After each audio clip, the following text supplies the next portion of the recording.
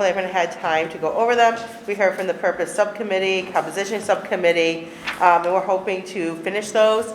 Well, we did get the final draft, correct, of the Purpose? Yes. Yeah, so that one's already been done. Composition, there, we discussed that as well too. Just remind me, did we finalize that one as well? Yes. Okay, there is one note I want to make on that as we get to that. And then we are working on scope and complaint, scope, powers, and duties, and hoping the drafts for that. Any changes anyone wants to make to the minutes? There's one thing I noticed was the date, and I'm hoping I remember this right. It says 12/6 on here, but I want to say it was 12/16 is the last time we met. Yes, I believe you're right. Okay, so That's I a just need to typo, make I an will adjustment fix. to that. Got it. Okay, and do we, anyone move to accept the minutes? We all move to accept? Aye. The only thing I'd like to say about the minutes is they are great, and Lynn does a tremendous job. She does. I don't know how she keeps it straight sometimes. There's so much going on. One-person band, I think she'd be a good candidate. Yeah, yes. Thank you, Len. We do appreciate your work. You're welcome. Okay, we do have the agenda, but we would like a motion to add Brian. Just to go over, he's been having some conversations with our members, so just to catch us up on the questions and notes. So I'd like to make a motion to add Brian as the first item before we go into scope and powers. I move to add Brian. Move on first agenda item. Great. We have second? Great. Okay, so you are up. All right, well, thank you for making me an agenda item. This is very exciting. But in all seriousness, first, it is really nice to be back here with you in person. I'm glad I was able to come up for this. So yeah, I know Marsh had reached out to me, and I don't know, Marsh, maybe you want to say a little bit, just very quickly, about why you reached out to me, and then I can try to address some of the topics that came up in our conversation. There are just a number of good questions that at least, well, I think they're good because I asked them. A number of questions that have been in my mind. And, I think if we just take them one at a time, that'd be good. Okay.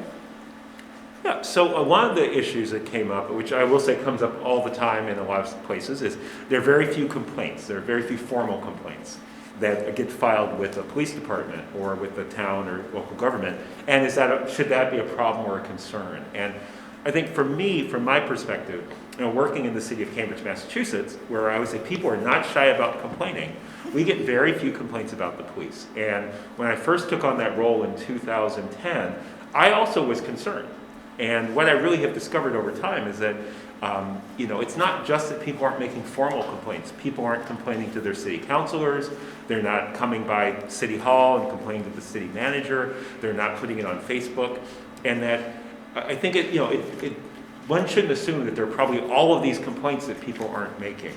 If you really kind of gauge the number of complaints by the size of your town and department, it seems like a pretty reasonable number to me, considering the types of concerns I've heard there raised. And, in places where there have been large numbers of complaints, it's generally either because there's kind of a history in that community of problematic policing or problems between the police department and the community, or else there's a big incident that comes up. And I think when I was talking to Marsh, the example I gave was in Seattle after the protests around George Floyd's murder. They were flooded with complaints. They got about 10,000 complaints.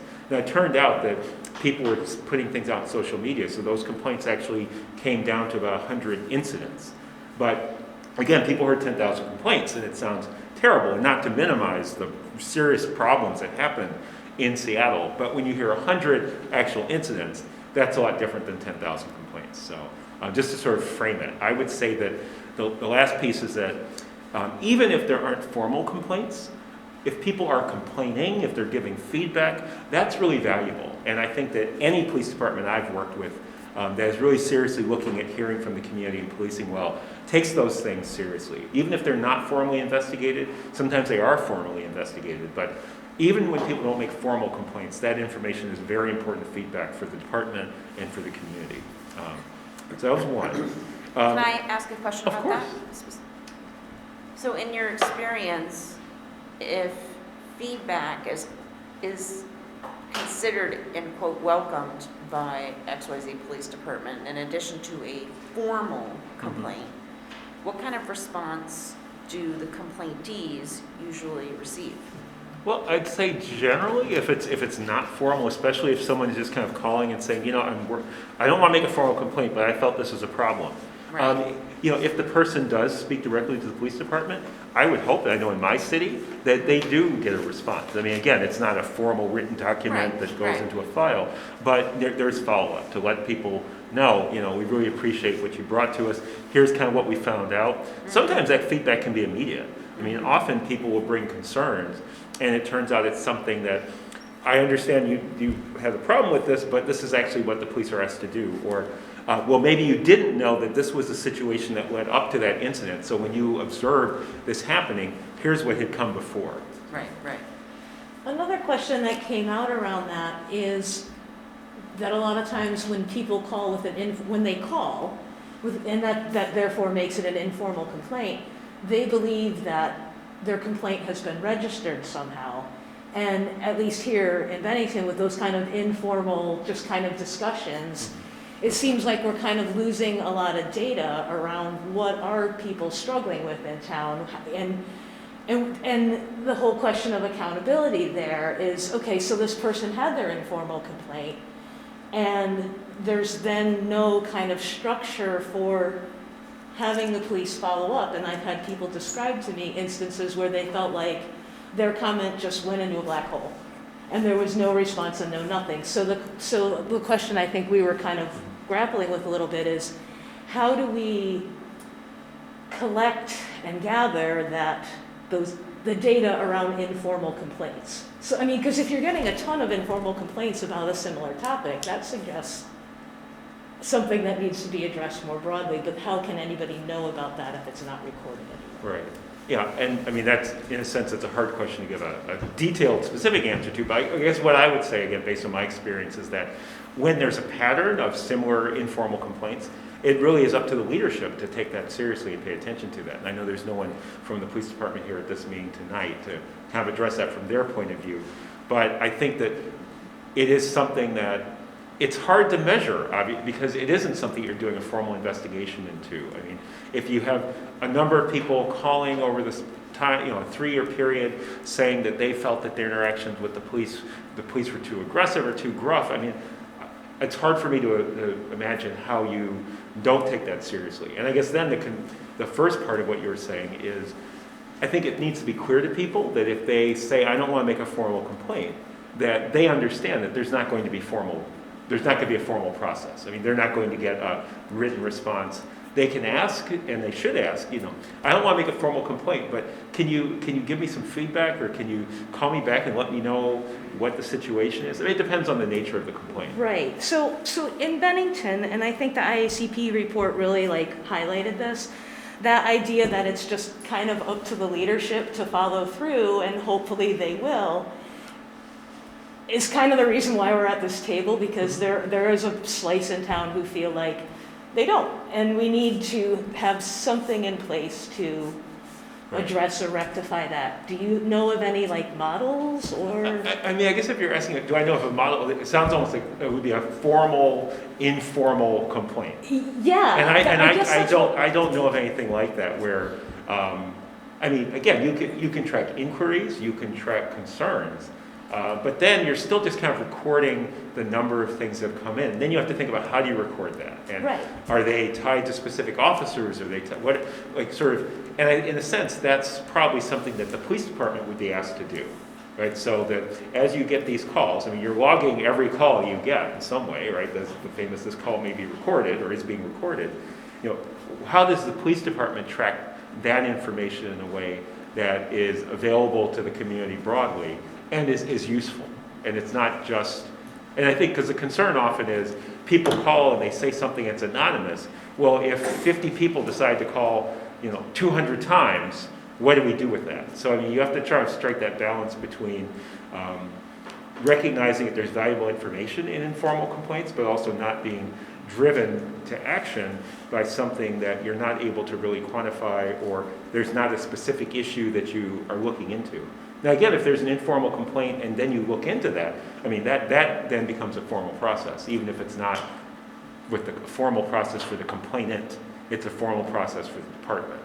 So there are probably different categories of things where people may contact you, not file a formal complaint, but still provide information that the department wants to, needs to act on, or the community, the town wants them or needs them to act on. Brian, one of the things that Bennington does well is our community surveys. So I'm asking you, do you know of any other models that have used community surveys to track how relationships are changing within a town as an oversight, as a community equity, permanent community equity has been set up? Yeah, it's funny. Not exactly in this format. I was just looking at something day before yesterday, and I'm trying to remember which community it was, that they're developing a non-police response to sometimes certain types of crisis and 911 calls, and I'll try to go back and look at what I was looking at and see if I can get you a specific answer on that. I think the more general part, okay, I'm sorry, I got lost in my own thoughts. Well, basically, because what Lynn's bringing up is right now, we don't see any way you can track. But I Oh, can a see community this is a way we survey, can right. track Yeah. what community satisfaction is down the road, going forward down the road. Yeah. So yeah, that's why I started thinking about this other process. So, again, I mean, communities are all over the map on how they do this. Mhm. I think one thing that the police departments have done significantly over the years, but some oversight agencies are starting to do, is doing surveys of people that use their services. So, depending on the size of the community, you may not be able to talk to everybody, but there are some oversight agencies that have started to do that. Now again, these are generally larger communities with multiple staff, Right. but they actually follow up with people who've made complaints or even just made inquiries to ask them how they felt about the interaction, with that agency. How did you feel about the process of talking to someone? Were your concerns addressed? And getting a sense of how people feel about their interaction with that agency to get a sense of its effectiveness. I mean, again, it's anecdotal and it's not anecdotal. I mean, it's not quantitative, but it's qualitative information. Right. And it's been very helpful to agencies that have done that. But again, it's also just about capacity. Thank you. You're welcome. So there were good possibilities in responding to this. I think the other thing that we got talking about was identifying a person outside the police department who might be a contact person for people who didn't feel comfortable calling the police. And they could make either a formal or informal inquiry in that kind of format. So we use the word kind of ombudsman or something of that sort. And Brian, maybe you'd say a little bit more about that as a possibility, how it might work if we were to try something like that. No, absolutely. And I think for me, it was sort of connected to this idea that had come up, and I'm not sure exactly where this is in the arc of your work. The idea of having kind of advocates from different organizations help people with complaints in the filing process and all of that. And there are some potential challenges to that, as you can imagine. There are advantages and disadvantages. But if there were someone in town government, sort of like an ombudsperson, or even someone that wasn't their official role, but someone who's a good listener, can really hear what people are saying and reflect back to them, the whole active listening and helping people just to understand what the possibilities are. I mean, I think that's a lot of what I do in my work. I mean, a lot of times people call, and either I or the person who works with me are doing program and also helping with intake, we'll often just listen to people and then sort of help them to think about what they might want to do. Because we have a formal complaint process. I'd say a good chunk, maybe not quite half, but probably close to half of the people that call us because they feel like they called the police and the police didn't really do anything, as they would say. So a lot of times what they really want is something to happen. They're less interested in making a formal complaint than in getting whatever service they wanted. Now sometimes it's both. Sometimes they want that service and they will file a formal complaint. So for me, thinking about that, it's a lot less about kind of the complaint process and how you facilitate that and help people filing complaints, and more about helping to get the information from people and helping people to feel like there's someone that they can come talk to get their concern addressed. And maybe that's part of how you mitigate the sense that people have of, I talked to the police and it went to a black hole, by actually having someone else who is an empathetic listener, who also has resources, also knows who the agencies are in town that might help them if there's another type of problem, who can help them to get what they need from the police department, or help the police department to understand people's concerns, and if people don't feel as directly comfortable going to them. Now, again, there are some models around the country that have very long-standing ombudspersons, ombuds, who do this work. Spokane, Washington is one example that comes to mind, where they've had, and I guess Boise, Idaho as well, they've had police ombuds for decades, and they've really been helpful. Now, they still have some role in investigations and that because of the nature of their structures, because they're all different. But there are also places where you just have an ombuds, and they may do this generally for the community. It's not just for the police department. But when people really are feeling like they're not getting the services they need, they don't understand how to access services, they haven't gotten the treatment that they feel they deserve, and that person is having an advocate for the process. Right? They're not an advocate for the complainant, but they're an advocate for the process to help that person get what they need. Brian, I assume those are paid positions? Yeah. I mean, because you want someone who, I mean, they're part of agree. government, but they're sort Right. of, Right. independent, but still within the government, so they have Sure. those relationships, they have that access, I they think it's have an that awesome knowledge. idea. It's obviously we don't have budget for something like that. Right. So, But maybe there's someone. I find that my office fills that role. you do, People are unhappy with a complaint at the police department, they don't feel, they call me. right. If people are unhappy with a highway response to a particular, they call me. So in Bennington, because we're small enough, I think, the manager's office fills that role. And that's. And all I do is I go to the department, here's the complaint, what have we done, how did we handle it? Uh-huh. And let's get this person an answer. That's my role. That's interesting, as a lifelong town, like a Bennington resident, I would have never thought, like if I had a problem with the police, to go to the town of, Bennington office though. Tell me. Well, Yeah, yeah. the manager is the employer. Yeah. The chief of police works for me. And I'd say in my community, again, I couldn't give you a number, but a significant percentage of the complaints that we get, someone calls the city manager's office or the mayor's office, which is, like they're the head of the council, and then they call us, and then, or that they give the person my number, and that person calls me. But I think there are a lot of people, and again, these are people who probably feel like, okay, I'm upset, I can make a call. But on some level, that's what you have to depend on. And that model of ombuds doesn't necessarily have to be a person who's got that specific job. It can't, but it is, again, about having a place within government that can hear those concerns and channel them the right way, or address them, or help people get the services they need. And I think to your point, Brian, what you had mentioned earlier about, let's say you got 100 calls, maybe half of them are people who needed to just get a resource, right?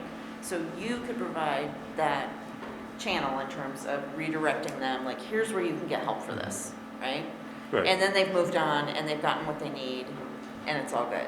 Yeah, and if it's not all good, that's So that's okay. not, too, but- investigating or complaint or saying what Right. went wrong here, right? Which I totally get, Stu is saying is part of the town manager position. I'm just wondering if the nuance between handling a complaint and handling people who are in need of resources, because we have such a high percentage of people who are struggling with mental health and who are in addiction or in recovery, that I feel like what you're pointing out is there's almost a social services element to that role in helping people to take advantage of the resources that exist in the community and guiding them through their options, which is a little different than investigating something, holding someone accountable, and getting back to someone, right? I would say yes, and I guess I don't want to not say there's also a place where those two circles overlap, where someone needs something. Like, let's just say, I'm trying to do a hypothetical, not based on something real, but someone calls the police, they feel that they didn't get their needs met. The police didn't take their complaint about a neighbor seriously, or there's something going on outside, and the police came by and said, we really can't do anything about that. Right. Now, there's a lot of reasons that could be. It could be that the policy of the government in that place is that we don't do this when someone's in the park after dark, and we don't go and roust them out of the park, because that has created concerns with the community.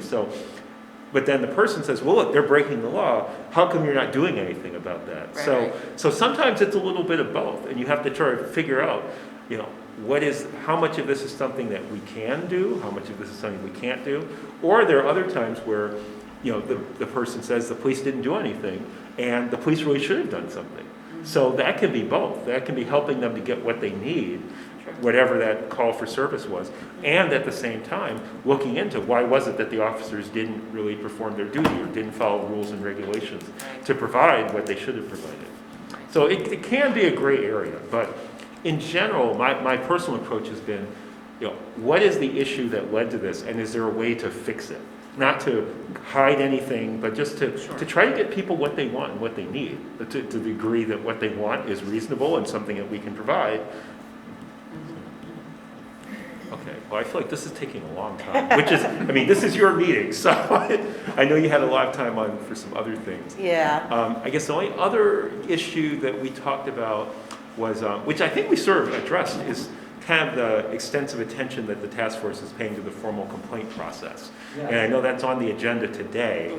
And I think that, this gets into the whole piece around mediation and someone who has excellent listening skills in town government who can kind of help people.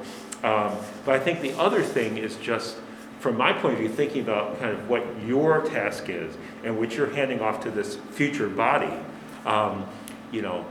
How much of that complaint process is something that, these are what we are asking you to do, and we hope that you follow this to the letter. These are ideas and recommendations based on the conversations we've had with ourselves, with community members, with outside people. It's just, I guess, because you already have a complaint process for the police department, there's Rule 13 at the state level. It's sort of how much detail do you need to be putting into what the formal complaint process is. So I know that's going to come up later, but we spent a decent amount of time talking about that, Marcia and I. Yeah, and I think it raises, there are two elements to this in my mind. One of them is the role that you define for somebody outside of the police department to be the person to hear the concerns of the community. And the other one is collecting data about that, so that, let's say, it's Stu right now, and let's say he gets 30 calls about Officer Jones. I hope there isn't an Officer Jones. Officer A, let's say that. Officer A, that's something that this board would probably want to have some kind of, this is where the data gathering would be helpful, and figuring out how do we gather data about the input that we get from the community, so it doesn't just be one person hearing it and trying to resolve it, and the board itself doesn't really know what kinds of situations people are in and help or whatever. Right. And again, I'll just say quickly, then I want you guys to move on if you're ready to move on. That could be something where, that future body sort of asks for a report regularly from the police department or from the town manager about, over the last quarter, what kind of feedback have you gotten informally? Have you gotten, and I don't know exactly what that would look like. I'm not trying to give your office more to do, but just thinking about ways that if that information is out there, how to get it without necessarily creating an additional formal process that sits on top to do that. But it could be something that body just requests from people who are doing the work day to day. And if I could just jump back to the kind of the ombudsman issue. What issue? The ombudsman issue. Okay, yeah. We, our police department and the management staff are attempting to put together a memorandum of understanding with all of the service agencies that people might look to in troubled times, and so that when a call goes into an agency, if it involves a legal matter, that agency knows that they can reach to the police department, and they'll have an understanding of what that response might be. If it's a mental health situation, it comes to the police department. The police department can look to the agency that handles mental health issues and pull them into the process. We're going to be trying to find a way to get everybody at the table so that all of the agencies have an understanding of who to contact and how to contact them in a given situation. And that might go a long way towards addressing that issue of who do you call if you don't feel you're getting the right response, or who do you call if you're partner is overdosing, and you don't really want to call the PD because you don't want to get them in trouble, who else do you call?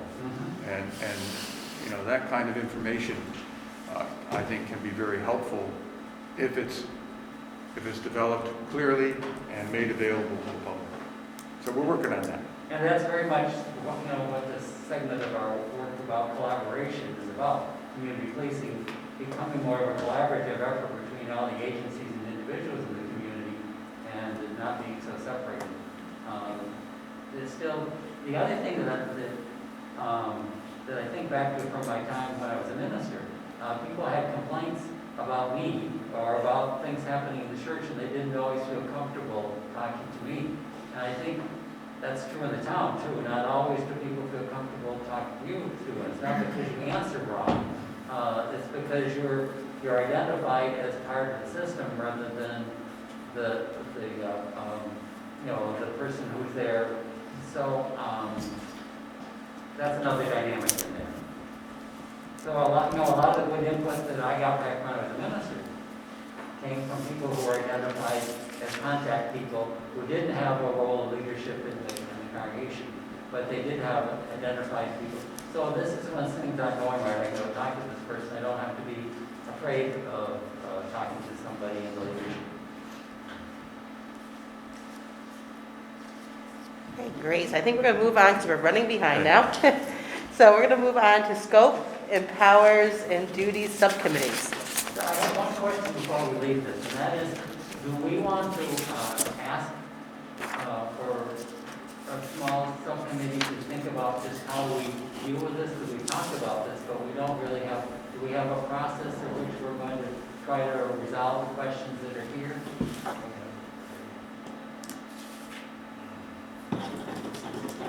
You mean resolve, like with the ombudsman? Well, I don't know, we talked about lots of ideas and ways of responding to these issues, and I'm not just sure, we don't want just have this nice talk and then forget it and do nothing. So Marge, sorry to interrupt you. I brought your questions and I highlighted because I wanted to make sure that we included them, and I feel like they're gonna come up in a couple of, at least some of them are gonna come up in the next section. So the So, stuff we talked about, you think will just come up automatically? well, or if you were, I'll ask it. Let's get it, but I'd like to jumpstart that discussion and see how much we can weave in here as opposed to separating them out, if you Okay. don't mind. Okay, so the first one I see Jonah has up is the scope of practice. So that's me, Lynn, and Jim that are on this. And one of the things that we discussed when we did this is we discussed at some point it should be a narrative statement, but then at one point in one of our meetings, we also discussed how bullet points are nice to just kind of quickly review something. At the same time, we talked about how specific these statements should be, and we try to pull them from the other subcommittees as well too, or if it should be more generalized. So something to think about as we're going through. Really what the best way to do that is. Do we need to specifically say, like, for example, researching, well, the training one's kind of, but provide monitoring compliance to Rule 13 because it's stated in another document. And I talked to Brian briefly. Could you just speak a little bit slower, because by the time your voice gets... Not a problem. All I hear is blah, blah, blah. I talk normally very fast, so I completely get it. Thank you. So one of the things that we thought about is the generalization. Should we generalize these statements, or should we leave them more specific to tie in other documents? But when I had spoke to Brian before the meeting, just about what I was kind of thinking, if they should be specific, they should be generalized. One of his thoughts is if we pull in from other subcommittee statements, if we ever change anything, we need to change like 5 documents. So just something to think about as we're going through this. If we have a statement here from the community relations document, and then we want to change that statement, we just have to remember to change it across all the documents. So the more documents it's in. At the same time, if we want to tie it together, it's kind of what the thoughts of our team is. It appears that you took the same verbiage, right? Yeah. From the community document. Pretty much, yeah, anything in green So, was yeah. lifted directly from So one that- report to the other. That shouldn't really be a problem. right? Yeah, well, we're just wondering if we want it that specific, or we want to generalize, like under training, maybe generalize it more instead of having so many specific things. or if we want to leave it as is. So it's just something to consider as we go through the editing of this.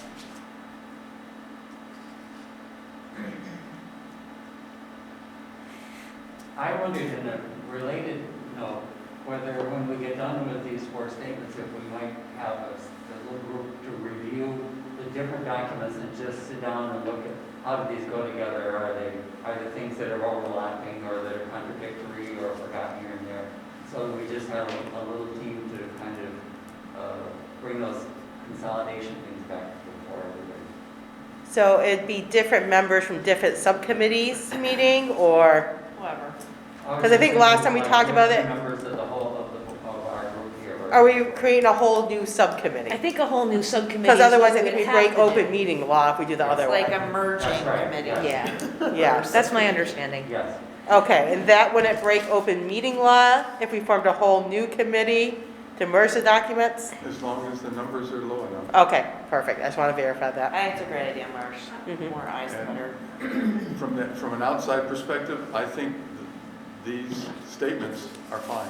Okay, great, yeah. And what do we expect, what do we have left to do to meet our goal of January 30th? I'm concerned about time for subcommittees. I think we, need to bring the documents together at this point. I mean, we're so close. Yes, We also have to come up with a name. yes. We have not put that on the agenda yet. I Right. mean, I think we talked about it ways ago and kind of thought our interviews would help to inform our suggestions around a title for what this task force is going to be called. Is that the only thing, that's the, will We we have haven't all the finalized the documents complaint finished process. tonight? We want to finish the scope, Yeah, for sure. yeah. We were gonna dive into complaint process. I don't think we're gonna get it done in time, but we can make a stab at it and see how far we get. I think breaking off in a subcommittee after this meeting to try to bring these together and looking at one cohesive document and approving it at the next meeting would be the goal, right? So we And we don't- ought to be able to come up with a name. We don't have anything else to do. That's, No big Is there deal. anything else I'm missing? I don't think so. okay. I And think we're in don't good shape. This consolidation process is going to be that hard. I don't think there's a problem with overlapping, certainly to make sure there's nothing contradictory. Yes. Overlapping to me is fine. Okay, great. So I'm just going to dive in and start reading it, and you guys can shout out when we get to a point that you think something should be changed. So I'll Do we just need take to it. read it out loud? We don't have to, if everyone feels comfortable, we Why can don't we go just, section by section? Is that Yeah. okay? And see if anybody has things they want to discuss. So Mhm. I have a question about D. Issue report on trainings that have taken and training goals. I'm not sure what that means. To whom do you issue a report? And how are you defining, how are the training goals defined? That's unclear to me. It's my understanding that the report would go to the select board and to the town, to the broader community. I mean, obviously protecting any confidentiality stuff in there, but it would just be kind of for just transparency so that people know. So what trainings have happened with the police department? Mhm. It's that kind of training. Yeah. And then the goals, usually training goals are part of the training, so. So, for example, let's say we want to have the police department develop better listening skills. That might be one of the goals. And part of the new board's role would be to discern what those goals are based on the input they get, the data we have, finding, people call and the person who answers them tells them to shut up. We need to work on listening skills. So the goal would be to develop listening skills, for example, and then the report would say, and to that end, they attended this, that, and the other trainings. Or Just- we are going to be Or- scheduling these trainings because. Right. So Yeah, I was and thinking one word addition in there, which would be annual report, which would just give it not just doing one every month, because that would be way overwhelming, but once a year Quarterly. report in. I think quarterly might be interesting for the permanent committee, Well- because there's a piece of it which is supporting police education and making that match what we're hearing from the community, so everybody gets stronger. It's also important for the committee to consider what kind of officers are, what the ratio is. You have a bunch of level 1, level 2, level 3. Right. Where is the police force at in its education, its training levels, right? Because we know that process has been described to us. So I just think from a judgment and helpful perspective, the committee should be aware at all times of what that ratio, what that mix looks like at the police force. I don't disagree with more regularity. How about semi-annual? It seems like reporting to the select board every. Oh, I wouldn't report back to the select board, right, sorry. This kind of gets into something that Brian was saying about, painting the eventual board into a corner with getting too specific, which is why I kind of I just said issue reports. Right. And then let them decide, maybe Yeah. there needs to be, a broad annual report, maybe they need to report on this thing Right. quarterly. We don't know how that's going to play out. I think there's some, I'd just like to make a pitch for annual, just because it sometimes means never, and once a year it sets a guideline that doesn't have to be too tight. You could maybe, again, to leave that door open, you could say, issue annual reports and special reports as needed, Sure. or something like, Issue reports at least annually. yeah, and special reports as Yeah, at needed. least annually would cover it, yep. I would like to add an explanation of training goals. To me, that and training goals, it sounds like you're going to issue a report on, I don't know. If I'm the only one, just keep running. I won't go away, I promise. No, but try to say if we were to change that, what might it say? Maybe the focus of training or the expected outcomes for trainings? Or needed trainings identified, or? See, that's another thing, if you're reporting on what ones have been done, or what ones are being recommended, or, it's just vague to me. Completed and recommended, or completed and planned? Completed and recommended. Makes sense, doesn't it? A report on trainings, and then we could do a colon, and we could do recommended, completed, with recommended, completed. Would training outcomes cover all that and make it just much simpler and shorter? I like that. Yep. Yeah. But it's not just training outcomes, it's also, okay, in 2021, we did X, Y, Z. In 2022, we're looking to do this, and that. Training plans and outcomes. Plans and outcomes, there we go. Okay, that's good.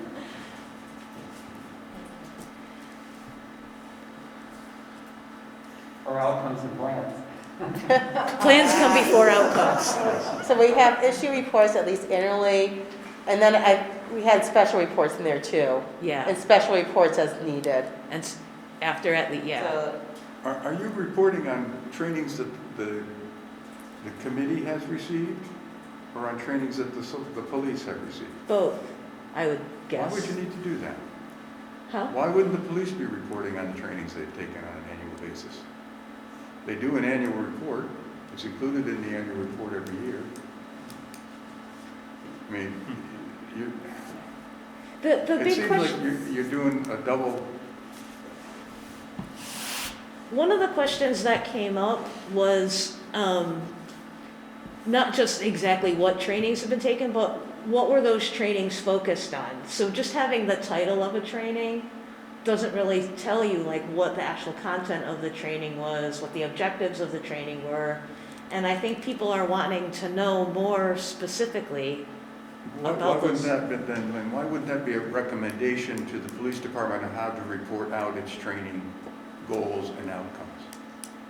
Because part of the responsibility of the board, I think, is to be making recommendations to the police based on their survey of the data and the input they get about what areas need to be worked on in particular. So that there's a planned interaction of the board with the police department in planning what training is to happen. Does that make any sense to you, Stu? I understand what Stu's saying. And so, the police department should be reporting out on their own activities, right? And so we see that, does the permanent committee's response to duplicate that effort and report out, it's actually just keep suggesting to be involved in the planning process for the following year and make sure, like, yeah, those things are happening, keep tabs on the progress, right? To make sure and assure the oversight committee that those things are really moving forward. But I agree with Stu, it does seem like a duplicate effort. But I mean, I think it is gonna be a duplicate effort, but part of this whole thing is to have the townspeople be able to really have an understanding about what's actually going on. Yeah, And again, I'm gonna refer to the IACP with the questions and issues about trust. yeah. People want an independent body who's looking at these things and maybe seeing it with an outside set of eyes. So I think that's what that's about. So it's the same information, because we would be getting, the permanent committee would be getting it from the police. And then what would be pushing information out publicly to say these, to reiterate what trainings happened and be able to make recommendations on what trainings happen moving forward. Right, and maybe report on outcomes, were these, do the police officers feel that these trainings were effective? And Brian has a thought too that might help. Yeah, well, I don't want to muddy the waters more. I'll just say, so when I read this, I was thinking, even though it mentioned BPD a couple places, this was mostly about training for the oversight board, or whatever it will be called. So it is mixing these things together in this sort of very general category of training. And I don't have a specific suggestion, but maybe it's that, the police provide that information to the board and the board shares it. I think it might be challenging for the board to then analyze on its own how effective the police training is and then try to report to the community that the board feels that the police training was not effective in these two areas. And it seems like a level of analysis that just may not be possible for a board. That's why I was wondering if we could just do review police training report. So, and I guess is another little, I'm talking with one of the police officers, they talked about their, I think it was their bias training, but I'm not sure, one kind of training they had. And it was a computerized thing. And they had done the same thing numerous times. And it was something they really needed to integrate. And so one of the comments was, gee, if this training would be a lot better if it was some kind of practical integrated problem-solving training rather than this computerized repetitious thing where the person said to me, I've actually memorized the answers, so I just put the answers down. And so that kind of dialogue seems like it could be fruitful, whether it has to be made really complicated, I don't think so. But I think E says to make recommendations about the trainings, and that's part of that, I believe. I went on and I looked at different things. This comes under making recommendations for budget and to the select board. But there are, just what you were saying, Marsh, there are programs that you can purchase that are interactive and they're situational. I mean, there's a whole variety of police education programs that I saw available that should be mixed up. We know that based on basic education. If you keep looking at the same poster, reminding you of something, eventually you become blind to it. So, but I don't think, again, that we can make really specific recommendations. I think that would be something the board could do. And I kind of like what's up there for D, review police training reports and outcomes. And then I would add in E, make recommendations about trainings to fit research, if that's the choice word. That works for me, and then take E out, just move E into the end of D pretty much. You just combine them together. Yeah. is it clear that that research we're really talking about our local experiences and data? We don't really mean we're getting into studying police training programs and that kind of thing. We're really talking about what we learn locally, right? Exactly, it'd be community outreach. Could we say and make recommendations about trainings based on community feedback, based on community needs? Something about the community? based on community needs and feedback. Mhm. Well, not just community needs and feedback, but also officers' needs Yeah, I and think feedback. I guess I include them in community, but, okay, we can spell that out.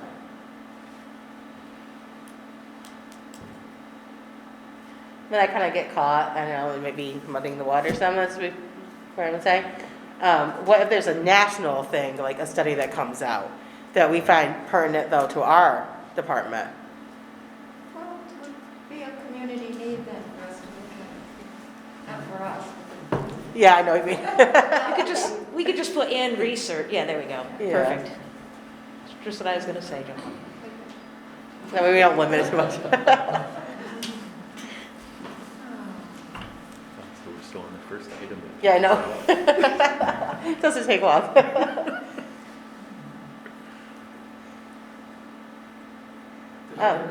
You did great, thanks, Jonah. The only thing with E is it says the oversight board's expensive.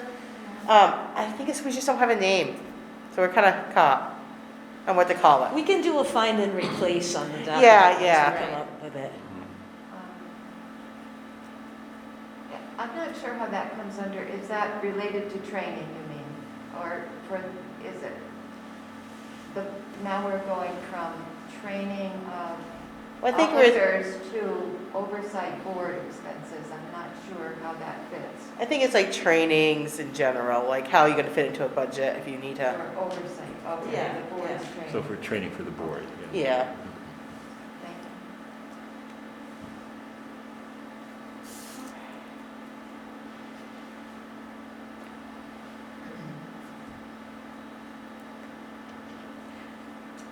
Do we need to decide between the word advocate / liaison, or can we just,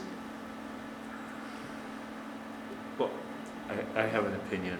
I think that in this work, you want to be careful about advocate, because then, again, it's like, are you advocating for it's like, are you an advocate for that complainant? And then do they come to you and say, the town's not doing what I want, I need you to go to the police department? And, I think that you want to be careful about that. or do we want to use the word ombudsman? I think that's even more heavily weighted in an advocacy role, in my Okay. Yeah. experience in healthcare anyway. So liaison. Liaison is what- So liaison is our word? No. We can. Well, I don't want to stall you guys out. I have many thoughts. They're not all important. We'll jump in there if you need to. For the final draft, you could probably take off those little asterisks. I don't know if plural of that. Those were just kind of for the group's reference to show what I had lifted from the powers and duties document.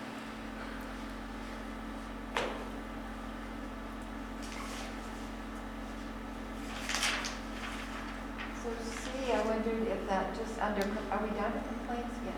So C, I wondered if collaboration, developing reporting expectations and timelines. Is that collaborate with the Bennington Police Department? Or with community liaisons? Collaborate with the Bennington Police Department? With the idea that the board would be collaborating with the police in setting up these timelines. Is that the idea? Yeah. Yes. So I would just clarify that, collaborate with the BPD. No. To develop. No. Have, you have to have, ensure a way for all citizens to have a method, collaborate with the police to develop. No. An English major, I know. Can you jump up to the line right above it and get rid of that asterisk too? Thank you. Mr. Master, It doesn't refer directly to anything. Oh, what line were you on? That one, I have a C. lot of C. questions about F, but we're probably For- not there yet, right? For C, when it says such reviews, can we specify? Is that referring to F or something, or? No, I think it was talking about, Or lodging a complaint? well, once we get the report, or like the complaints and that, so timelines for complaint reviews, does that sound better? Yeah, instead of such. Collaborate with the police to develop reporting expectations and timelines for complaint reviews. That sounds great. do we want to add for formal and informal complaint reviews? Well, we don't have a way to lodge informal Yes, right. yet. Yeah, So I think it might, use that data. yeah.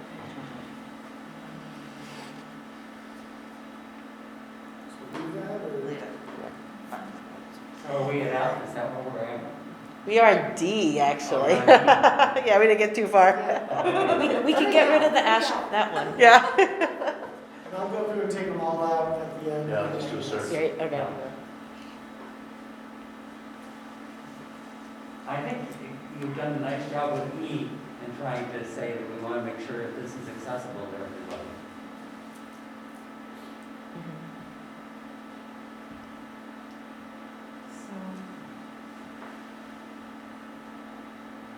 Now, are we at F? We are at F now. Do you have thoughts on F? I yelled it. Gail does. I have thoughts on F.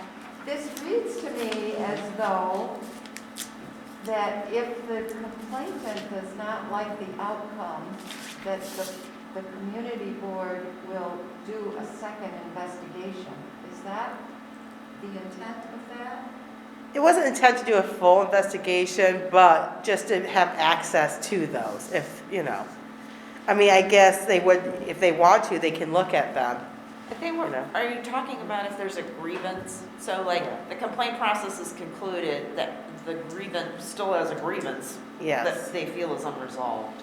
Yeah, I was under the impression that we were going to ask this board to look at all of the formal complaints to assure that the department had followed the procedures and policies for investigation.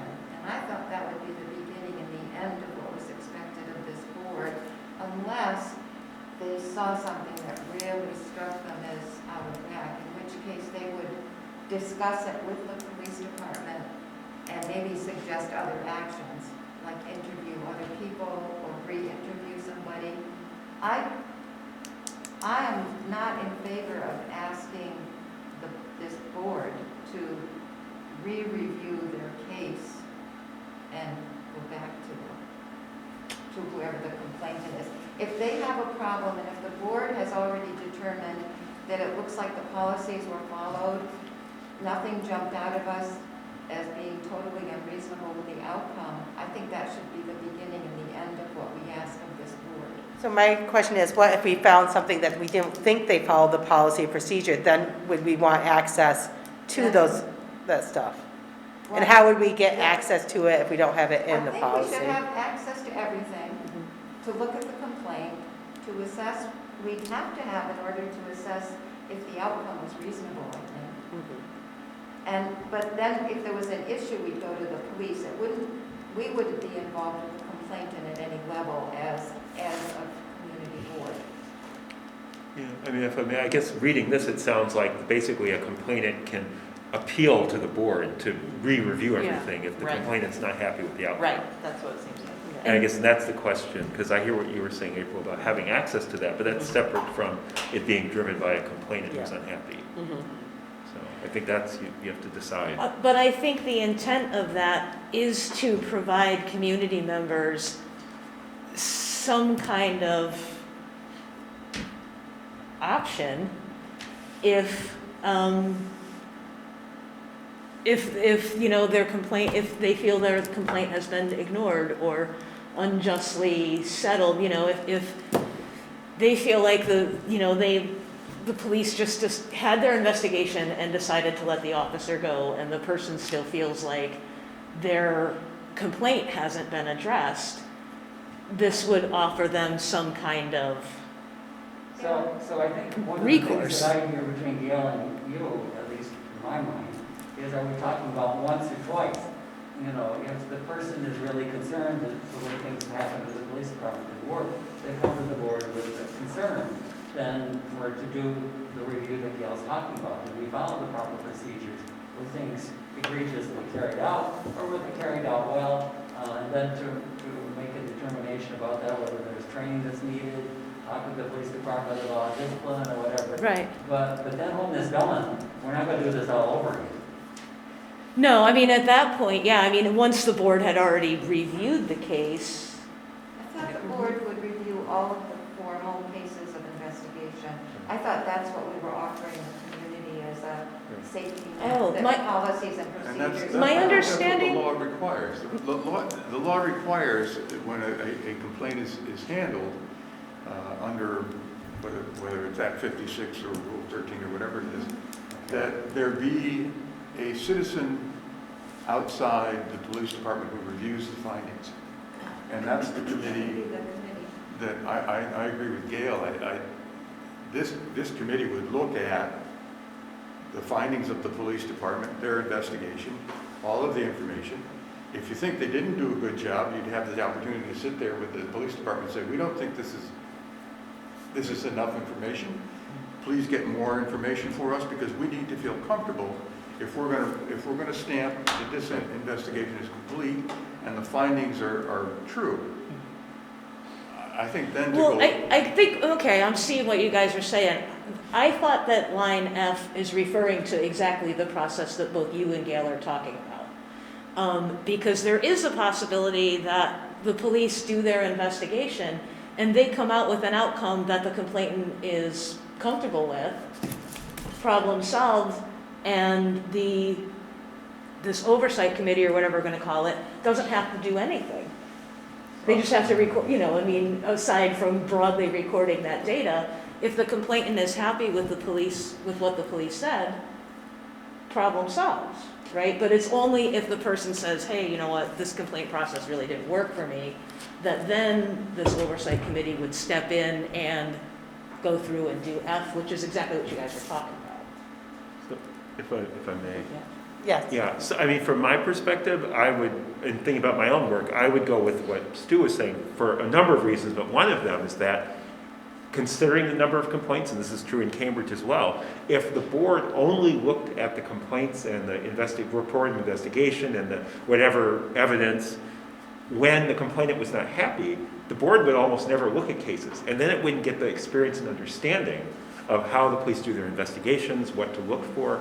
So I would think that you would want this body to be looking at every complaint and the information so that over time it gets more and more understanding of how things work. And that then there would be that sort of stamp of approval or disapproval on each investigation about a complaint that came from a member of the community. And that would help you build trust and faith in the police department that they're doing the right thing. Right. Because you have the outside group Right. saying, yes, we've reviewed this and we agree with the findings. Okay. If someone's unhappy with your agreeing with the findings, their next step is a lawsuit or some kind. Yeah. I mean, to come back in and get a second bite at the apple and raise, I don't know, I think. That's not what this was meant to do, so Okay. I guess we have to fix the I would be wording. concerned that if you start to set yourself up as sort of a private public investigating unit that now has taken on a liability to make a judgment that you shouldn't be asked to make. Yeah, I think the language that tripped everyone up was wishes. If the person Yeah. wishes. So if we Yeah. just take out if the person wishes, then that F will work for people? Or maybe, because we're gonna review all of the, Yeah, just review the Yeah, outcome formal of complaints. complaints, Take take out that what out. the person wishes. Yeah. Maybe I think it needs to be more than the outcome. I think they need to look at the process and procedures. Was Put that- that I on- think- Okay, so take out if person wishes. Just take out if a person wishes, See Joan, that one? and see how that Right reads. there, Yeah. just take that part out. I mean, that's what, Yeah. So, and I Well, think Gail makes a good point, review process and outcome of And complaints. formal complaints. And I guess the only thing I would say, I'm sorry, I'm not being called, is that, Oh, and you're not just to fine. get a full understanding, but it's sort of a review and, I'm not coming up with the right words, but, whether you concur with the findings of the police department or want additional steps taken or something. Of what happened in order to make recommendations, or something like that? Yeah, I guess I just say, my understanding throughout this has been that this committee, or this body, I'll say that, would at the end of the day be issuing recommendations about those complaints. Either, in the end, we accept the findings of the police investigation and concur with them, or hopefully, or if not, they go back and they do some more work and you get to that place. And ultimately, if you ultimately just don't agree, then that body would say, we disagree with the findings of the police department, and, but that you have to work on that. That gets complicated, but that could be a possibility. But it seems like to me that was the part of the purpose of this, was my understanding. Yeah. And maybe you want to say at the end, if other actions required to come to a formal conclusion. Yeah, I just want to put G after that too, is report of findings and recommendations by committee after reviewing complaint. Or the complaint and the investigation. Yeah. Like So I'm wondering if you'd almost mix them in and make it one, but I don't know, it's kind of For long. a conclusion, another action required for a conclusion, right? Is that what you said, Stu? Something along that, yeah, I'm flying. Then by you the said seat something of my and we pants. get Yeah, and I'm sorry, I'm jumping ahead, but I think with G, then it's not just after reviewing the complaint, but it's after reviewing the complaint and investigation process and findings. Maybe we should put more down there too. I'm on G, I'm Yeah. jumping ahead. Yeah. Exactly the same thing. Reports of findings. Like the complaint, the investigation, and the findings. So Like, after that's all complaint, yeah, you packaged. got it, after complaint, investigation and findings. And findings? Yeah, Yeah, complaint, comma, investigation, comma, and findings. Yeah, that's- Reports of Say findings reports and of findings. recommendations by committee after review. Doesn't read well. Yeah, there's too many findings. yeah, that is true. So was the first findings basically concurrence or non-concurrence? Is that Yeah. what the first findings means? Yeah, I think so. There we go, of recommendation. Report. Oh, yeah. Concurrence. Reporting, or maybe it's just recommendations, or report, I don't know, but it needs a little tweaking. It's hard to wordsmith. Yes. On the screen with 10 Concurrence people. and/or recommendations. Yeah. Oh, there you go. And then and then H can be just crossed off. Yeah. Yeah, Yeah. because it just repeats itself. Yeah, we need Don't we have that too? Oh, We don't, this kind of goes into, I think, the liaison that we had talked Yeah. about, and that's something. what or- about A? So referring persons requesting assistance to an appointed liaison. Assist complaint with follow-up as needed. Are we, or aren't we passing them off to a liaison? No, that's, H should go with A kind of. Right? So H is gone, right? I think H is gone, Yeah. because we want to say we're stepping out, right? We Yeah. connect you and Yeah. we're stepping out. Right, yeah, because you don't want to be helping the person like their attorney and then being the jury that decides on their case, as it were.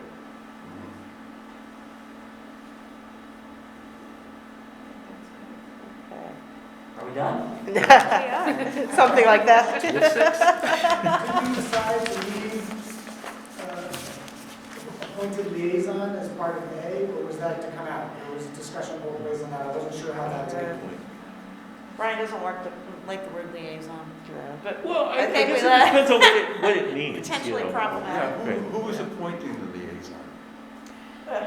Maybe not appointed, but to, like, the memorandum of understanding that you're talking about. It seems like part of that would be to ask all of those service agencies to appoint a liaison. Why don't we just leave that But if, right there? that reads fine. Referring Yeah. persons requesting assistance in filing complaints.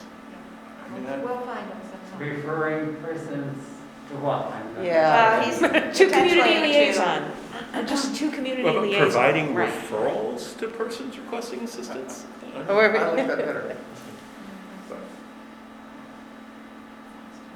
So are we talking about, like, with providing referrals, are we talking about to somebody within the police department, to the town No, we're talking about to manager, community, to to other agencies?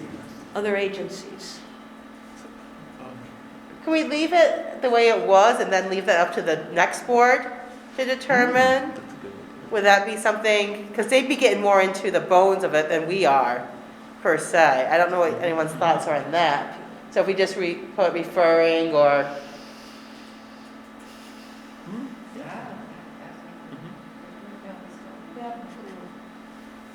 see, as we're not sure who's gonna be, if it's gonna be community partners, if it's gonna be a liaison, we kind of,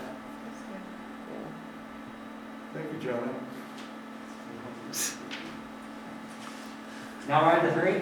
run three. All right.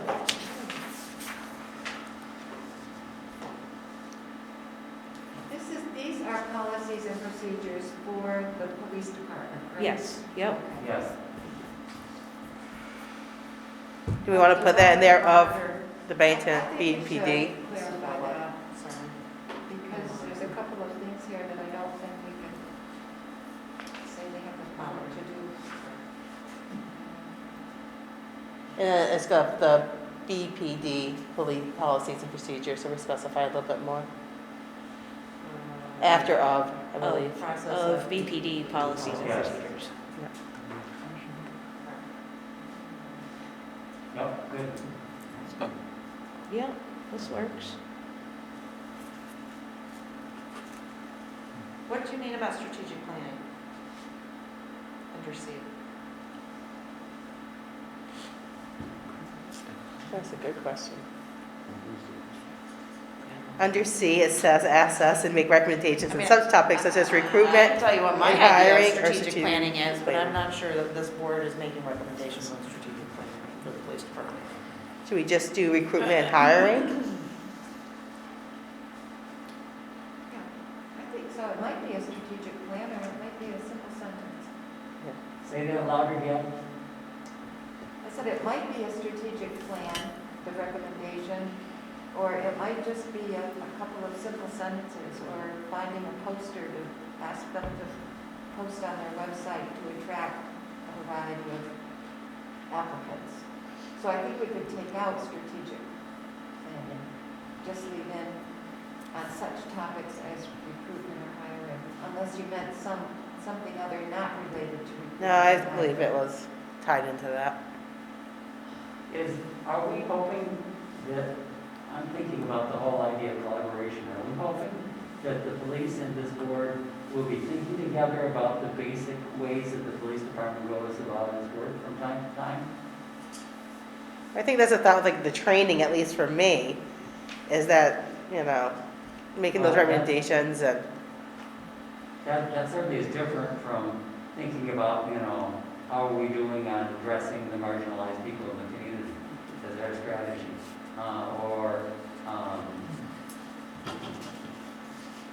Just raising that question. I hear what you're saying. I want to find different words for it. That's all. Assess and make recommendations on some topic as recruitment, hiring. This is not the right word, but like community focus areas. oh, well, that's Right. not horrible. Something like, keep going with me, come on, brainstorm. It's us, if I'm Define repeating it. back to you, parroting back to you, you were saying, like, let's say, for example, that, I don't know, we feel like domestic violence is shot up, and that's what we're hearing, and we want some extra focus on this particular issue. Is that what you're saying? That's what you said, Marty. Look at that. I think that looks nice. What is it? There you go. It's right, yeah. Jonah's way too good at this. Does that capture it, Omar? That's good. Areas of community focus.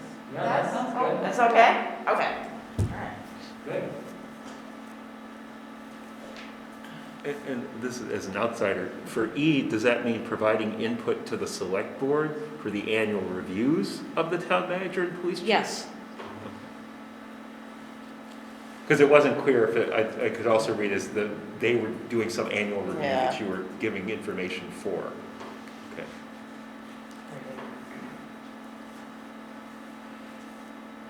How are you assessing the town manager's work? I think it depends partly on whether the town manager continues to play this role of being the community's person to speak to about how things are going with the police department. Then it would be great to be able to say, wow, Stu has really done a great job of responding to people's concerns, and the information he's giving to this committee based on what he hears from people is really helpful. Or Stu won't take calls from people, which I know is the case. I'm just making up this. Yeah, my open door policy is if you see my doors open, please close it. Are we supposed to go in or stay out before? I stole that from a cartoon show.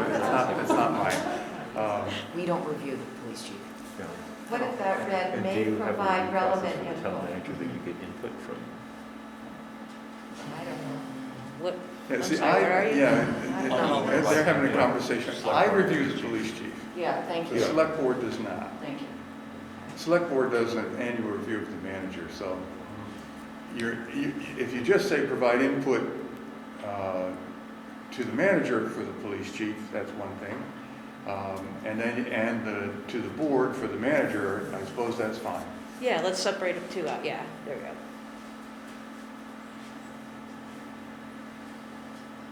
And, yep, to the,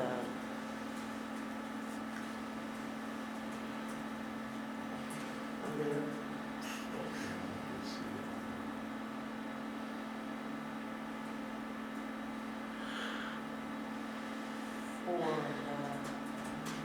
and then can you go down there to people provide This is high stakes now. Is it Can high you get stakes? three done? I think. Nervous. Are we on four?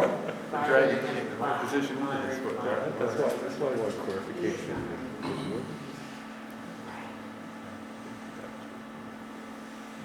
Okay, I think we're on to 4. D can be taken out, I have no idea what it even means. Well, Gather- I think, before you take it out, let me just say one quick word. Part of what the group might do is have things that they want data collected on various issues, like traffic stops or phone calls or who knows what. And I think empowering the committee to gather data is important. Gather other relevant data as needed. But is the committee going to gather the data, or are they going to ask the police department for the data that Or the they? town, Or the town, or, but I think D leaves that open to them. Maybe they ask the town to put a question on the town survey. Maybe they ask the police chief for other data. Maybe they put their own survey together. Maybe they ask the agencies that they have memorandums of understanding with to gather data. So it could look like a lot of different things depending on whatever comes up. Maybe it's feedback for the committee itself.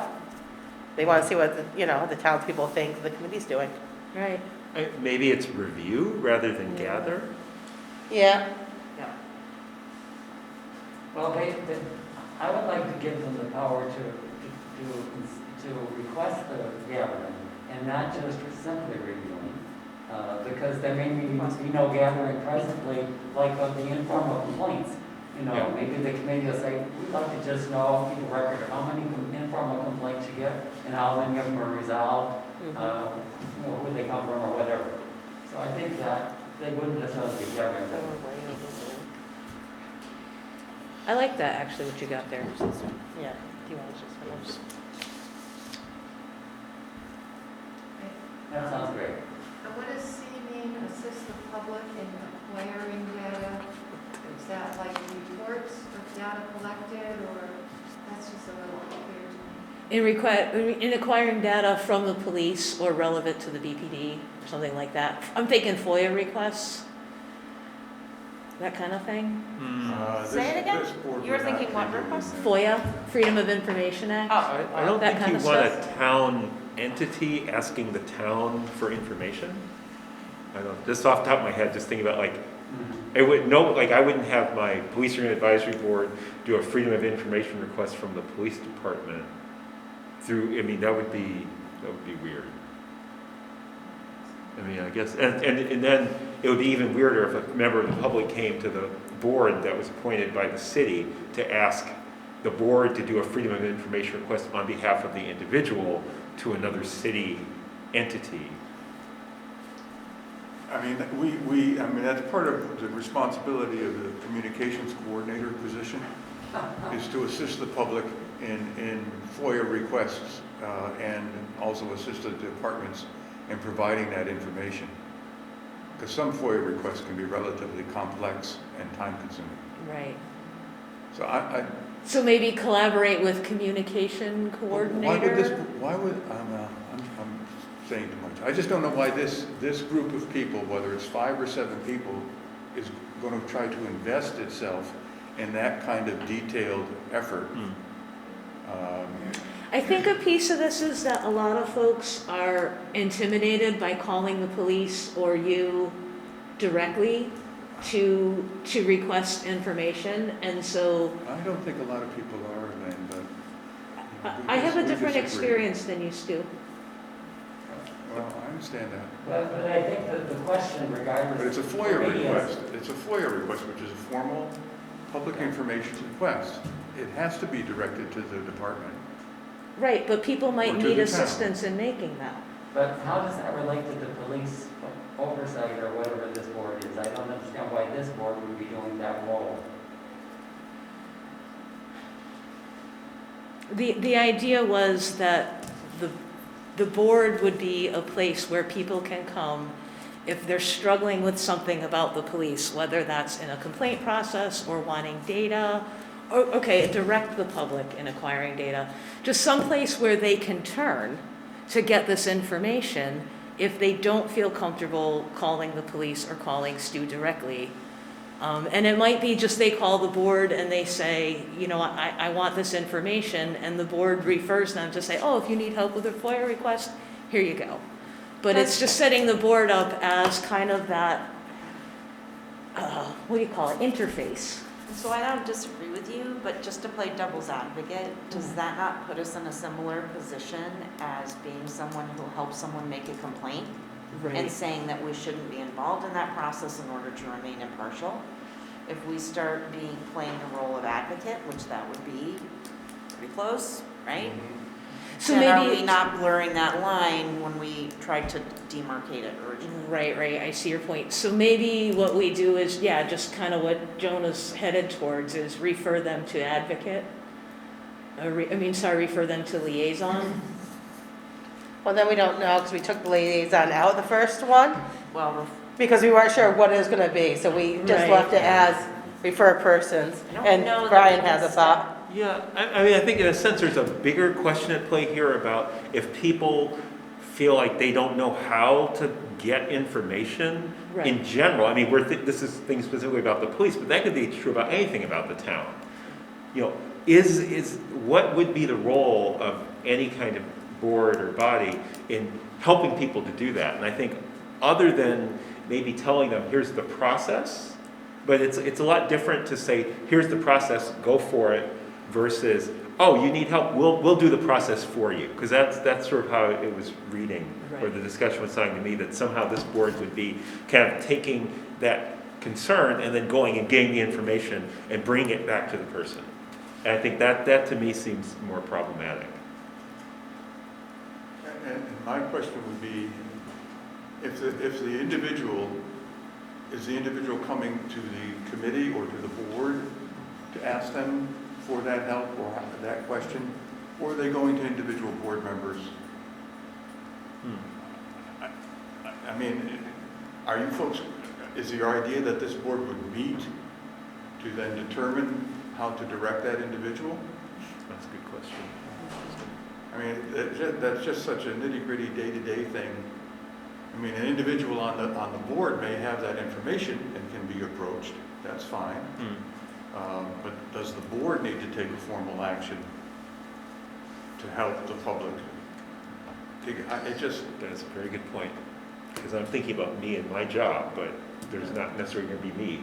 I mean, select board members, for instance, when they get a complaint, they direct the individual where to go. They don't meet as a body and determine where that individual should go. So why would that be a board directive? That's just something that because it's sort of board like you members take, might know how to do. if you took an individual who says, this complaint process happened, I still don't think it was right, I have been asking for these documents and I'm not getting what I need, and comes to the committee, or somehow that arrives in front of the permanent committee, then the committee's job would not be to say, we can help you get what you need. The committee's job would just say, we can contact the police department and see what the status of your request is. Did you make the request through the proper channels, right? Right. But it's not to jump in and sort of, Or even at that point, we can refer them to whoever at an agency who Right. is in that. so I don't think we should shun people from coming to the committee, but to Stu's point, what we're doing is pushing people back through the process, helping them to connect to someone if they need that support. But they need to do it independently, I think. But are you going to meet to do that? No. As a board? Right, no. No, we wouldn't meet to do that. Right, I don't so- think that suggests that we would have to meet to do No. that. No. It would just, Then it's why just is it a board acknowledging that that's, responsibility? Why is it a committee responsibility? It's not. Well, see, and I think this is a distinction that maybe I can be helpful with for a moment, is that when these things are here for that body has to do that work in public session, right? So anything that's a responsibility of the board, that's gonna happen in a meeting. It's not just, because there's not like like, again, this is where I'm thinking about my role as a staff person dedicated to this in my community. I do things, but my board doesn't have to convene its monthly meeting and, I report to them. Somebody called and they wanted to get some help with this request for information. Now, the board will vote on whether or not we should help them get that. I just help them. right. So, but since there is just the body, the only way the body can function is as a body in a public meeting. So if there's something the body has to do, it has to do it in a public meeting. So I was thinking of an instance, not that people would be dropping by and we'd be ad hoc meeting on request, but that in public comment, in an ongoing meeting, someone could stand up, right? Aren't these meetings gonna be just like this, open to public? Yep. So someone could come to a meeting, and that's where I think the scenario comes up, right? Someone says, hey, this happened, blah, blah, blah. But then the committee's responsibility is not, again, to start acting in some private relationship with that individual person, but to then go back to the process and see how we could best advocate through that. It just strikes me that, Margate, if you were on the committee and somebody approached you and you were not at a meeting, but you're on the street and says, you're going to Right. tell them how to do it. Yes. Because you know how to do it. Right. You're not going to gather the whole committee together. I agree. I don't think you need that. Because the individuals on the committee are going to know how to do that. There are other people in town who know how to do that. And, if people, the goal of this is really to bring about more trust and faith in the actions of the police department. And I just don't, Lynn's experience now may be something different than what we hope it will be in 3 years, if this committee is in place and doing its business properly.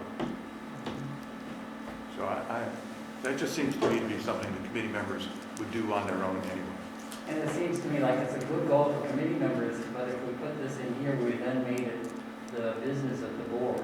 And I'm not sure that it really is the business of the board as much as it is a wonderful role that members of this board could provide so that people can find support and finding out how, their concerns, finding resolution for those without it being the work of the board officially. I agree, I think we should delete it. That maybe we need to vote. Yeah, I'm okay with that. I don't know. Sorry, I had to step out quickly. So I don't know what I missed, if there's any strong feelings on keeping it.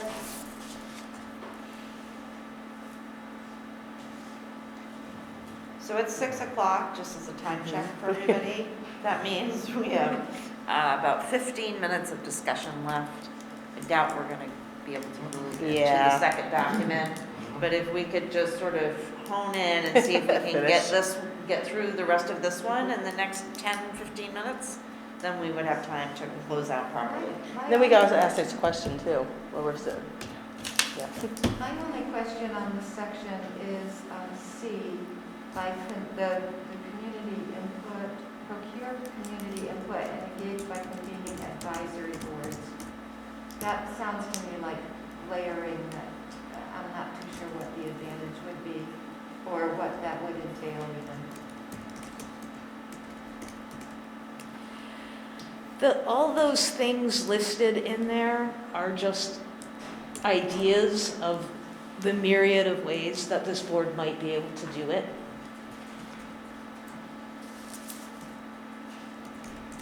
If you want to take out advisory boards, that'd be fine, but it's just to kind of get that idea that this board can put together events as needed in response to things that happen or things they see in the data. Can we cut some of those out, then maybe just do procure community input and engagement? And we don't have to list all the different ways, so it leaves it a little bit more open. Or say, for example. For example, Yeah, yeah, I like that. yeah, it's gonna, yeah. Yeah. Just here are some examples. of what you would be- So advisory board still sounds very formal to me. Hosting listening sessions, I think, is great.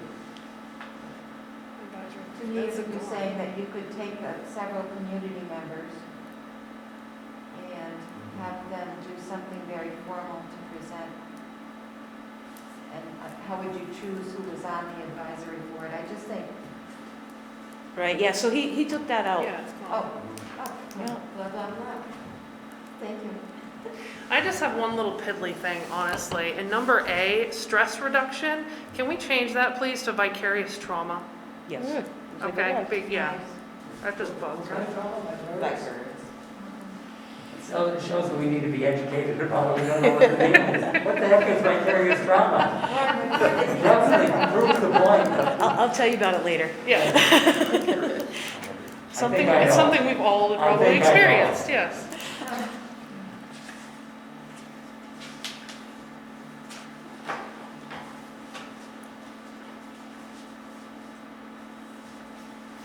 I like this stuff here, so I don't have anything more to say, but somebody else may. If you've got something, please. Or not for me. Were you, Gail, you happy with it? I'm happy. Okay. Thanks for asking. Yeah. Nobody's asking. Number, the set one B? Yeah. That doesn't mean that they would be in between, it's more just like facilitating them. Maybe we should change it to facilitate. I don't know, I don't know if it's a big deal, I just, Did you It all could talk be a little realistic. louder? I can't hear what they you're would be talking the about. liaison in between. So we're talking about B, number B, act as liaison between community, organization, and police. It's not really gonna be acting so much as a liaison, so we're just trying to figure out maybe the wording. Okay. As, And I'm just sensitive, I keep, every time I see liaison, I have concerns, I'm trying not to overdo it, that's all.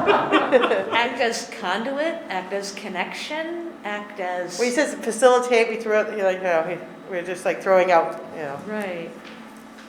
But I guess the idea is to kind of help build connections between, not to like serve in between them as a, you have to go through us, but more just help build connections. Facilitate communication between community and organization There and you go. police. Yeah. That's why he's Thank you, communication Jonah. coordinator. He's doing it. No? Jonah, is there anything else we should put in here? Doing good. Okay. And then Jonah, you can take off that items marked with asterisks and just delete that out at the very, very bottom. Oh, yeah. There. And I'll clean up all the colors and stuff at the end. Nice, okay. I think we're done with this, Ellie. Does this sound good? I move that we accept the revised scope of practice. As a final? Yep. I second that motion. We have to vote. All in favor of accepting this as the final copy of scope of practice, say aye. Aye. Any opposed? We're good. I'd like to propose a motion that we table number 4 complaint process subcommittee. Thank you so much, Jim. Well, we just don't have time. That's all there is to it. It's a 4-page document. Yep. We're definitely not going through. Thank you, and I think we do ourselves a disservice to break our conversation up. Yeah, and Stu May I has just it. ask a question? And I don't mean to get people all upset, but it seems to me that the scope that you've developed here deals effectively with the complaint process. Do you really need to then develop a very specific complaint process that you're going to attempt to pass on to another board or committee? Gail has a thought already.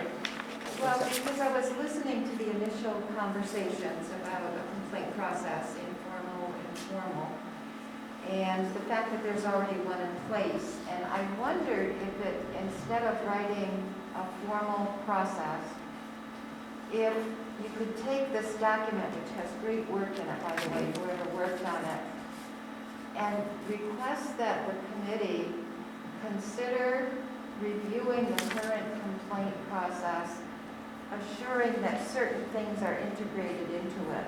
And those things you have very nicely outlined here. And that we do it as a recommendation for review of the complaint process rather than writing a complaint process. Does that make any I like that. I think that makes sense.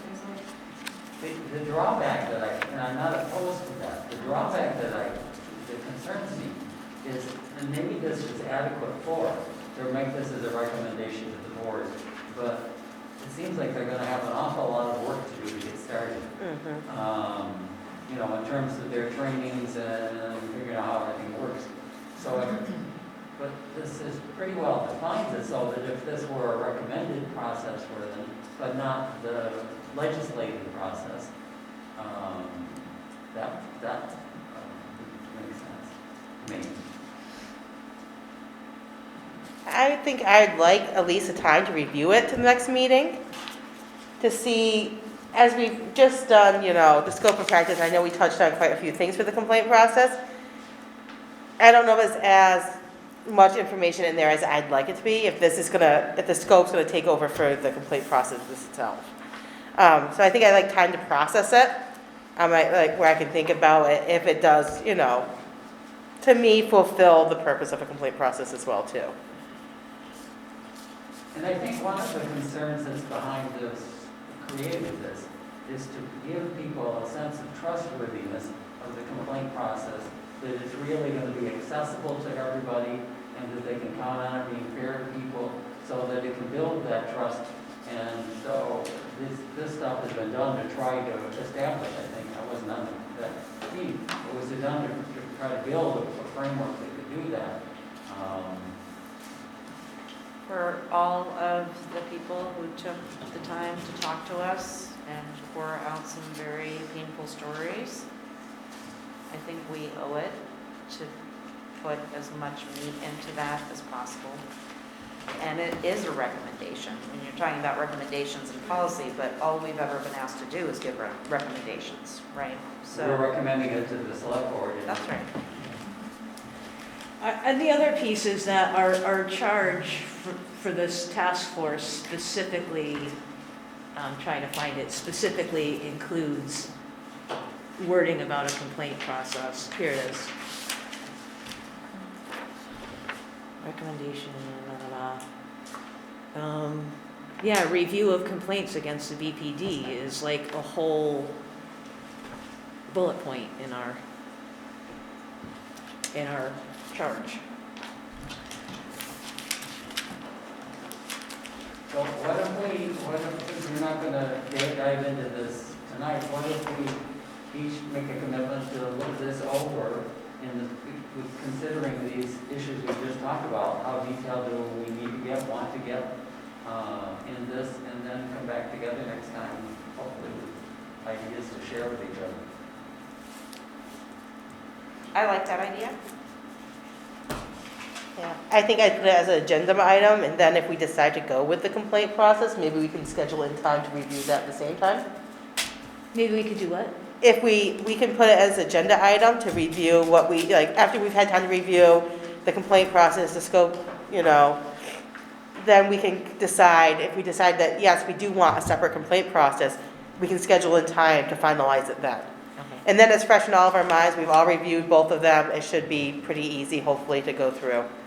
So is what I'm hearing in our next meeting, we're gonna start with complaints, and we're gonna decide as a group and reviewing that if that is a standalone piece or we're integrating it. Therefore, we're not gonna finalize scope until the next meeting. Is that right? Or we would make amendments at that time. I think that's clear, I'd because like to check scope off, Yeah. but Yeah, I know too. that'd be nice to have that There done. wouldn't be anything wrong with checking scope off, because if it overlapped, that would Okay. be fine. We wouldn't want to put anything contradictory. in Right. the complaints. Okay. So I think we can leave it as fine. Okay, so that would take the bulk of the meeting at next time, and is it fair to say that we can put a naming convention for this permanent committee on the table? Are we ready to talk about that, so we can call it something? Yeah. So we're gonna come up with all, like a list of some names. Yeah. And this will be in the minutes, but maybe we can just send Stu a quick note, April, you and I, about what we're asking people to do for the next meeting, since there's homework, and then Stu, maybe you could push it out so our attendees who weren't here tonight Can do, yes. get that right away. I missed that. What? I'm just saying, I know you're gonna do the minutes, Joe was gonna but say. I wanna push a message out through Stu to the missing participants of tonight, so they know immediately, like, this is what we're doing, and have a chance to Gotcha. review.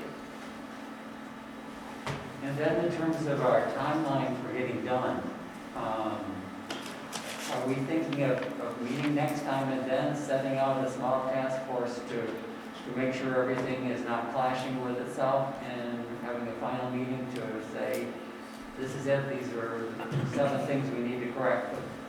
Even without the discussion of the complaint process under our belts, do we think that there could be some value in having a subcommittee devoted to merging documents start now? I think Yeah, I so. think so. Okay.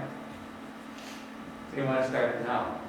Yeah, I think so. So we can have 4 members You on know, that. we know there's some question about complaint, we're gonna discuss that next Yeah. time, but I still think we can look at the Okay. existing documents and start I mean, the just process. little things like making sure that it's all in the same font and that the bullets line up and little things like that really make it a professional document or not. And does it make sense to have Jonah support people in that committee? I mean, if you're talking about font and bullet points, those are editing mechanics, right? I think the role of whoever's on the subcommittee needs to be about tone and content overlap and, right, all of those things that are important to us.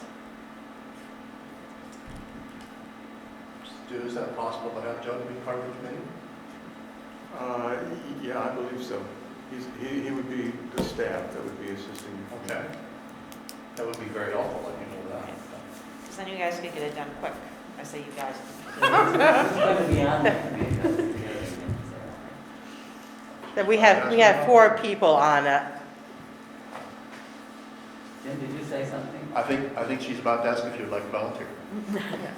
Do we have any volunteers? Right. We might as well just go right into it. So we have 4 people with, great editing skills, preferably English skills. Oh, you're looking for 4 people. It doesn't I have to know. be 4, but. It doesn't have to be, but we can have up to 4 people. Yeah. I know. I can do it too. I like to edit. All right, I'm in. Margay. Marshland and Margay? We could have one more or not? We talk a lot, so. We make better for a 4th person. So we had a move, Jim moves to table the complaint process till next meeting, but we never kind of, It is going to be an agenda item, but it's just instead of doing like the, discussion and move it to approve or finalize, right. it's going to be discussion whether we want to keep a complaint process separate from what's already outlined in the scope of practice. Right, do somebody need to second Jim's, I will. do we need to vote on that because it's, Make it official, we're not doing it this time. yeah. So you need to ask for a vote, right? Do we have to vote for that, to table If it? somebody made a movement, You didn't get to it on the agenda, you're putting it on the next, I don't think you need to take a formal action to table it. okay. Okay. Okay, and then Marsh had mentioned to me, and he had a good point, for one of our finalized documents for composition, one of it refers to is preferred sexual orientation, that we should take the word out preferred, because it's implying that people, Yeah. Actually, it said sexual preference. of sexual preference, sorry, I think yeah, you might want to consider sexual orientation. yeah. So if we can change that as well too, that would be great, Joan's nodding. yeah. I have all faith in Joe, he gets it out on there before it's even out of my mouth half the time. Should have somebody like that to tell. And then before we end, there is an outstanding question that we have on here from last meeting that's for Brian. So someone had asked, Oh, yes. yes, can task force members serve in the permanent oversight committee? And what's your thought on that? Well, there's not a simple answer because I say overall, it's really about kind of the norms of your community, about how you do things. Now, I recognize this is a unique process, or relatively unique in the town of Bennington. So I think the considerations you want to weigh are, on the one hand, it can be very helpful to have some kind of continuity, somebody who was part of this process who can kind of, sort of neutrally help people understand the intent behind things, not that it's definitive. At the same time, you don't want to have so many people that it's kind of overwhelming new people who would be brought into something. And I guess it's really on some level about perception. I mean, would people feel that somehow that body was going to be unduly influenced by people or certain interests or certain perspectives? I think, so I don't think there's a hard and fast rule. It really is about, in the end, ensuring that you have a body that people feel is fair and impartial and transparent, that body has the people on who can appropriately help it do the work. And so if you're suggesting 5 to 7 people, maybe you want one person from this committee to serve on that, or it's possible for one person. You probably wouldn't want to mandate that the initial composition must include someone from the Safety and Equity Task Force. So I mean, it's not a very definitive answer, but I think you'd want to be thoughtful and careful about it. But I don't know that you can say it must be this way or it can't be that way. Okay, does that answer your question? Probably not. Whoever's question. A thought I had, because I've been thinking on this topic, the thought I had is that I think maybe current task force members could be considered after a initial interview process of community members, if there's still any openings for other board members, to give new people a chance to step into these positions and to carry forth. That's a good point. I kind of like that one. Because if you don't mean it, say there's only 3 people from community, Right. new people that want to join, and then we're lacking members, that might be a good point. I like that thought. And it's giving our select board, because they're the ones who are going to make the ultimate decision, it's giving them more of a mandate of how this board's going to look moving forward. Right, You know, right. It's going to give them the power as opposed to we're telling them this is what you must do. Yeah. Okay, I think that's a good thought. All right, we need to go public comment Yep, at this point. Is that okay on the agenda, April? we're good. Okay. We've made it through. I don't see anybody from the public. I was waiting for you to read the number, and then I remember we're in person. It's like, that's adjourned. Yeah. Are we good? Yep. Um, Anyone move to adjourn the meeting? The next meeting is the 20th. Is it on Zoom or here in person? It's here in person because I was planning to come. Oh, good. So that's why I So, said that. You're not done with me yet. Yay. May I say, though, Brian asked if we were all still comfortable meeting prior to this meeting, and I meant to poll everyone, and I forgot.